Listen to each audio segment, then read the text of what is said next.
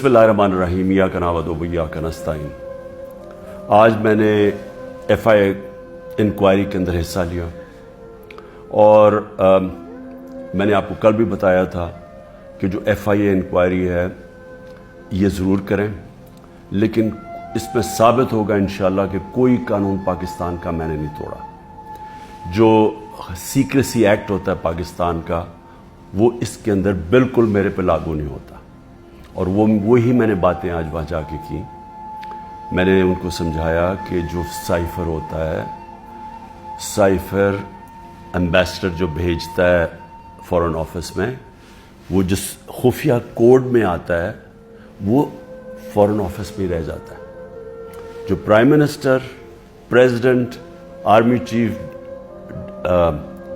DGISI और जो cabinet के सेक्रेटरी के पास आता है, वो सिर्फ जिसको पैराफ्रेज कहते हैं, यानी उसका मफहूम आता है, या उसके अंदर सीक्रेट कोड नहीं होती जो हमारे पास आता है। सीक्रेट कोड सिर्फ फॉरेन ऑफिस के पास रह जाती है। तो पहली चीज़ तो ये कि मैंने कोई सीक्रेट कोड उसकी तो हमारे पास आई नहीं, तो उसका सवाल ही नहीं पैदा होता कि सीक्रेट कोड हम आम कर दें, यानी कानून तोड़ें।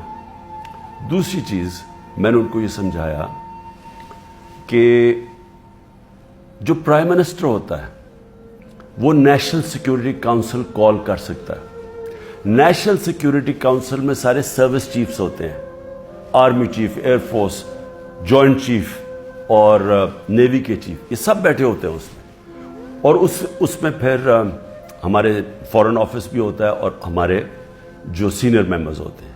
ये फोरम होता है सबसे बड़ा नेशनल सिक्योरिटी का, ये फैसला करता है। इसके सामने मैंने वो आके रख दिया साइफर, यानी उसका जो मफहूम था वो फैसला करता है कि अमेरिका को पाकिस्तान के मामलों में मुदाखलत करने के लिए हम प्रोटेस्ट करेंगे, डिमार्च देंगे। वो सबसे बड़ा फोरम फैसला करता है।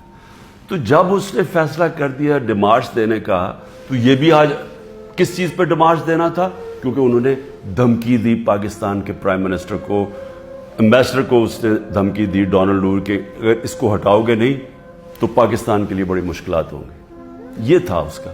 तो उसमें और भी जिस तरह चीज़ें मैं बता चुका हूँ कि का इमरान खान खुद ही रूस चला गया था, ये कौन फीड कर रहा था, ये सबको पता है कि जिसके लिए ये पैगाम आया था वही फीड कर रहा था अमेरिकन को कि इमरान अकेला अपने फैसला करके तो चला गया रूस, जिस तरह के बाकी कोई ना मैंने किसी और फॉरेन ऑफिस और किसी से मुशावरत नहीं की थी।